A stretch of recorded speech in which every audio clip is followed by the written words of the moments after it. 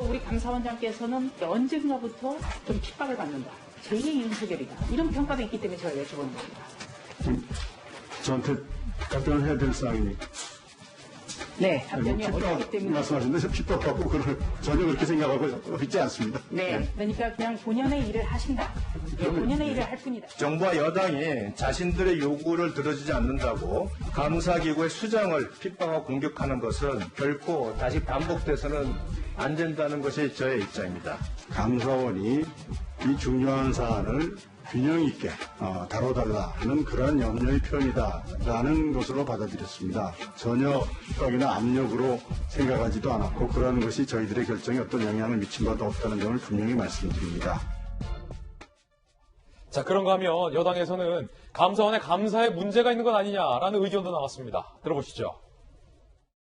감사원 지금 한 명 결혼이 돼 있지 않습니까?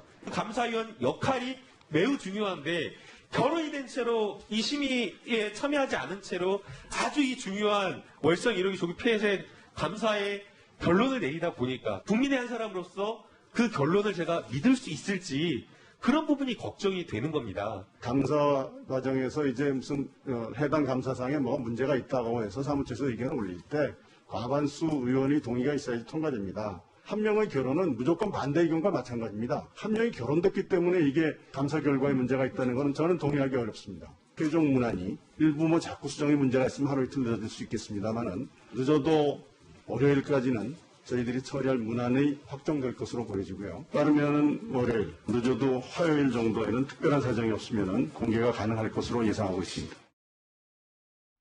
김광선 변호사님, 지금 여당에서는 감사위원 한 명이 없기 때문에 이 감사 결과 자체, 결론 자체를 믿을 수 없다라는 문제제기가 나왔습니다. 어떻게 생각하십니까?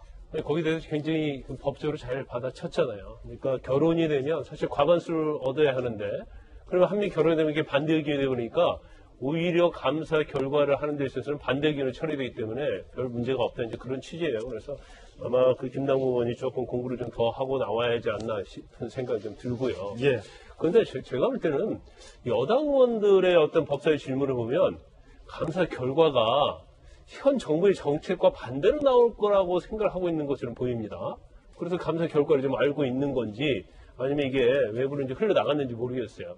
그런데 또 야당 의원들이 계속 최재형 감사원장에 대해서 핍박을 받고 있다 이런 표현을 쓰는 건 제가 볼 때는 적절하지 않다고 봐요. 예. 왜냐면 마치 야당이 그 감사원장을 옹호하는 저런 모습들이 어떻게 보면 감사원의 어떤 균형성이랄지 정당성에 대해서 굉장히 이것은 침해가 되는 행위라고 보거든요. 그래서 중요한 것은 이제 감사 과정에 있어서 어떤 일이 있었는지, 그리고 뭐 산업부 공무원들이 뭐 정말 폐기를 했는지 그런 부분에 대해서 사실관계에서는 확인을 할 수 있지만 이걸 자꾸 정치적 균형성이랄지 아니면 그런 걸 침해하고 핍박을 받았느냐 안 했느냐 이걸 옹호하려고 하는 것 자체는 결국 감사 결과 정당성에 대해서 이게 사실 좋지 않은 영향을 미칠 수 있거든요. 그래서 일단 뭐 최재형 감사원장이 저 어제 하는 걸 보니까 뭐 여당이나 야당 의원들의 여야 의원들이 사실 최재형 감사원장의 상대가 되지 않더라고요. 그래서 어떤 자기의 소신과 정당성, 확신